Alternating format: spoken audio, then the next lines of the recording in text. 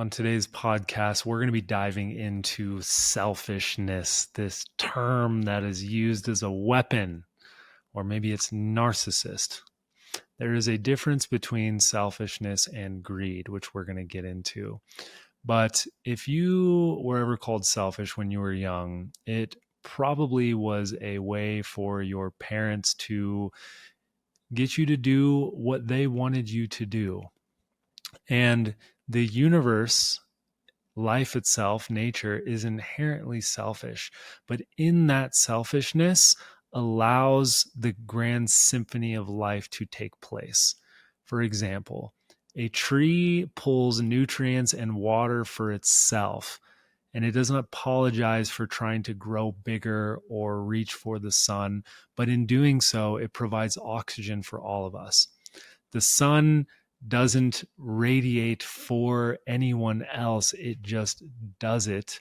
And in turn, it provides life and sustains it on the planet. Every cell in your body pulls energy for itself first so that it can maintain the whole. And a flower doesn't just bloom for the bees. It does so it can reproduce and for its own well-being, and thus producing nectar for bees, which is then sustaining life on the planet, right?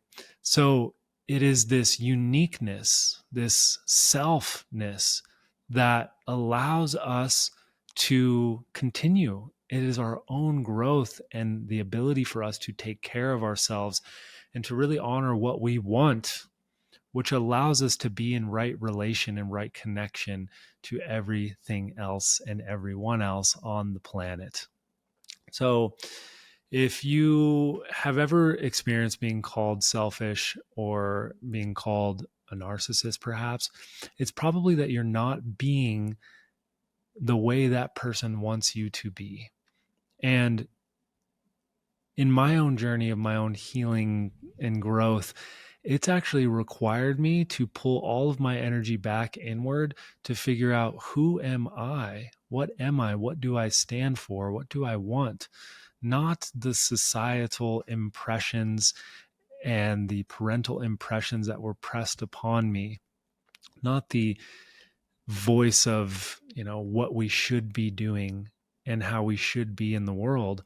But my healing journey actually required me to pull all of my energy back and connect to myself. What is it that I'm needing? What is it that I'm wanting? And, inherently, I don't believe that kids and children are born greedy. We actually want to be in connection. We want to take care of ourselves. We want to take care of ourselves so that we can take care of other people. There is a difference between having care for another person and becoming a caretaker, which is, at that point, you are now taking responsibility for another person, which you are basically taking away their power as well. And so let's go ahead and dive in. Everything on the planet has its own unique expression. There are no two same snowflakes. There are no two same Stevens. There are no two same anything that's living. And so it is the uniqueness that allows us to be in connection with each other and brings the richness and the fullness of life.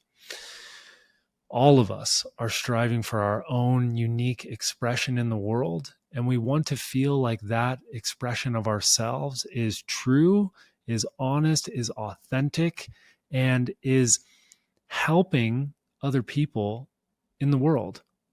Innate inside of us, we know, every cell in our body intrinsically knows that we are connected to all living things.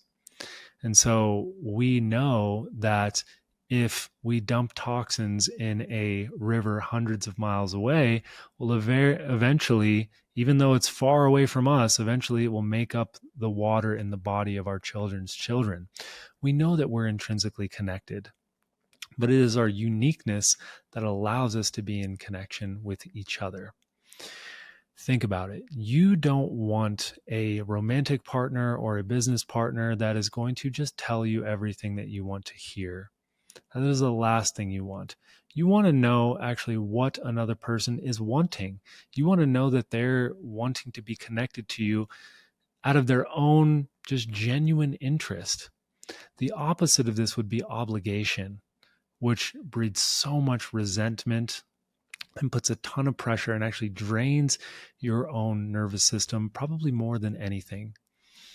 So let's dive a little bit deeper into that. There is a difference between us wanting something, which a lot of the times we have negated all of our wants and our needs because someone has called us selfish, and we have gone to a place of obligation, which is, this is the way that I should be living my life. This is what society, my parents, everyone else is telling me to be and how I should be, versus what am I wanting? We now live in a world of AI and technology where there's so much information out there. You can learn almost anything. You can do almost anything. So the number one skill set that I believe is going to be so important into the future is being able to actually connect emotionally, physically, and mentally to yourself to figure it out what it is that you want. We're seeing this from a business standpoint, from a creator standpoint. There's so many people with brands out there that have just been utilizing AI for everything, and they have no taste. They're lacking no uniqueness. They're lacking no substance.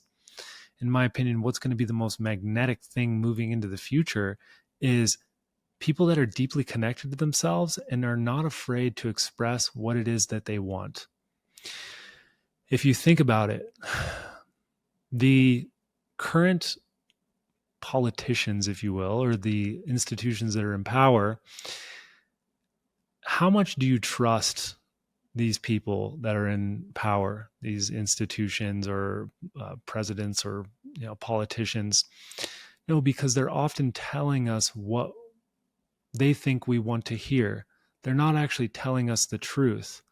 And they're afraid to actually commit to the truth for fear of someone not liking us, or fear of pissing somebody off, or fear of being called selfish. Well, everyone wants to take care of themselves and their family. And how do you feel when someone actually just tells you the truth of what it is that they are wanting, even though it might be different than the thing that you're wanting? There is a tremendous vulnerability that happens when you tell another person what it is that you want. Because one, you're now having to own that. And two, you're risking the relationship because maybe it's something else that maybe it's not what the other person is wanting. But only from that place can you be in right relationship with another person. And the same goes for yourself. If you have been operating from obligation, going down a career path, going down, maybe it's even creating a business with your business partner, and they are telling you what you should be doing. Well, eventually that is going to breed a ton of resentment in your system unless you have a clean fuel source, and that clean fuel source comes from the thing that you are wanting.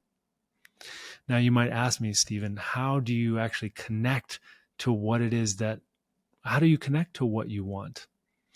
Because for a lot of us that have thrown away our needs, that have thrown away our desires, that have just kind of settled in life, it's probably one of the hardest things to connect to what I want, because it's been years since I've actually been connected to that internal voice that's telling me what I want for my life. But only in that place will you be able to live congruently, will your nervous system be able to relax. And oftentimes, the longer the amount of time that you've spent not doing what you want, or doing what your partner wants, or doing what other people want in your life, what you should be doing, you're being molded by the outside world. Well, the longer and the harder it's going to be to connect to the thing that is genuinely inside of yourself. So let's go back to this idea of the unique expression. Humans are expression vessels. We find so many different ways to express ourselves, whether it's via YouTube or podcast here, whether it's via art or dance or movement or sound or business, or whatever it is. We are all expression vessels. And that ability for us to express is how we X the pressure of life. Life inherently puts pressure on us, and we have to find ways to X the pressure. Now, there is a difference between good stress and negative stress, chronic stress. There is a difference between moving towards what we want or moving towards what we think we should be doing. And the difference is the fuel source of where it comes from. When I am following what I want, it is coming from my center outwards if it is a true desire inside of ourselves. Instead, if I'm operating from, what someone told me I should be doing or my parents should be doing, well, then that fuel source is coming from those people or that voice. It's not an inherent fuel source inside of ourselves. So we're eventually going to burn ourselves out if we are not deeply inherently connected to ourselves. And the way that we often have to find how our being wants to express ourselves, or for another way, you could say that as what it is that I'm wanting, the way that we figure that out is we have to sometimes express the things that are painful first. We have to express the emotions that we've been pushing down. I see this in so many people, and I've seen it in myself. Before I can actually have clarity, I actually need to clear. We call this clearing to become clear.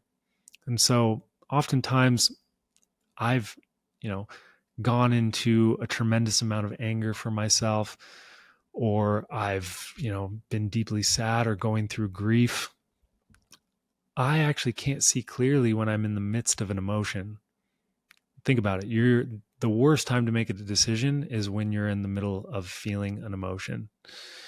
But a lot of us don't even actually feel our emotions. We don't have access to them. They're numbed. We've blocked them. We've suppressed them. We've pushed them down. And so it's so hard for us to have clarity because those emotions it's like a backlog in our system. They've been suppressed and repressed and compressed to the point that they are densified in us. And no wonder we're not going to be able to experience clarity, because they've been compressed into us. So the same thing as if you're feeling a deep amount of anger, you're not going to be able to think clearly during that anger. Well, also, if you haven't let yourself feel that anger, well, then it's going to be locked inside of you until, and it's locked inside of you, which is going to be taking up the space inside of you. And it's actually going to be leaking out in different ways on the people around you. You could call this resentment or obligation, right? Think about it. When you feel obligated to do something, a lot of the times you'll develop a deep resentment towards the person, place, or thing that you're in relation to. So, for example, we need to learn how to express the emotion in a healthy way, to move it through us so that we can become clear. In my own journey, all of us have probably at least one emotion that we have not been letting ourselves feel. And for me, it's been grief. Because I'm someone who's so focused on the future and so focused on moving forward into possibility, grief is something that I've not allowed myself to feel. I've gone into anger, I've gone into sadness, but my ability to tune into and process the past has basically kept me from being able to make clear decisions into the future. When you allow yourself to feel the grief and the pain of the past and the story that was painted inside of your mind of how things were going to be, and maybe it was from what you were wanting, or maybe even it was more painful because that grief was coming from all of the things that you painted in your mind of what you should be doing. Well, that feeling that grief allows you to complete the past so that you can move forward into the future in a clean way. Grief has been probably the hardest thing for me, and especially for those of us that are, go-getters and doers and entrepreneurs and wanting to, just continue to push forward. The same thing with anger. If I never let myself feel anger, well, that anger is going to be stuck inside of me. And then anger allows you to tell people no. It basically is a way for us to understand where our yes is and where our no is. It's boundary. And so if I never let myself feel anger, and I have so many people that have come to me that have been like, well, I'm just not an angry person. And it's not the people that allow themselves to feel angry or get angry that are angry people. It's actually the people that are nice all of the time that are angry people, because that anger actually hasn't moved through them. And anger is part of the human condition. I hate to break it to you, but it just is. But you will continue to create situations that cause you to become angry because you haven't let yourself feel the anger so that you can tell people what it is that you actually want, where your yes is and where your no is. And if you can't do that, then people are going to continue to walk all over you, or you are actually going to become more angry at yourself because you actually didn't flex those boundaries.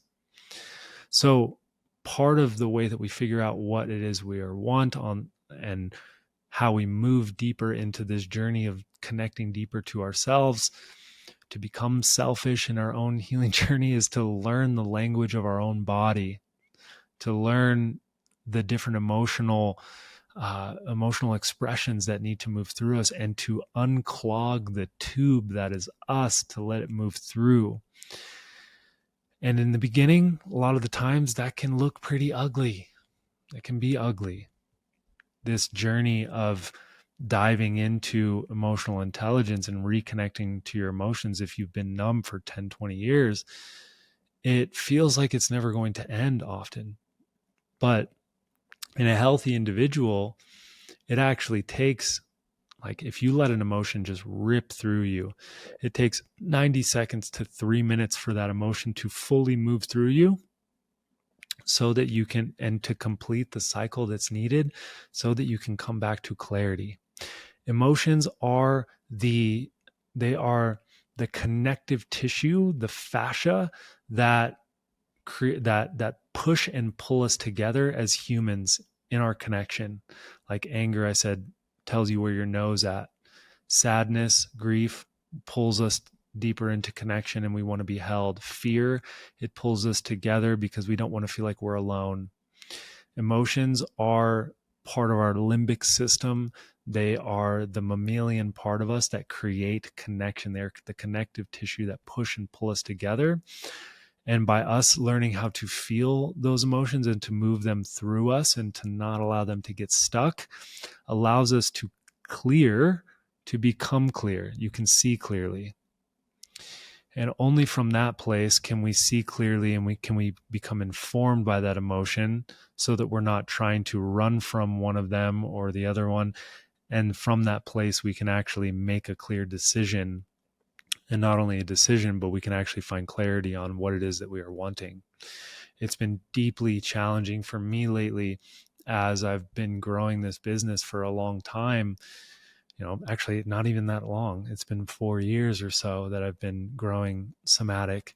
And in that we've gone through many different chapters, and there's so much of me that really misses how things used to be, how things were in the past, right? The good old days.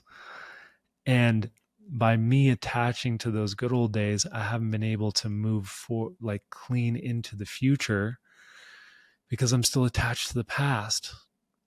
And so to start to wrap this up, this journey of selfishness, this journey of figuring out what it is that you need, is so, so important.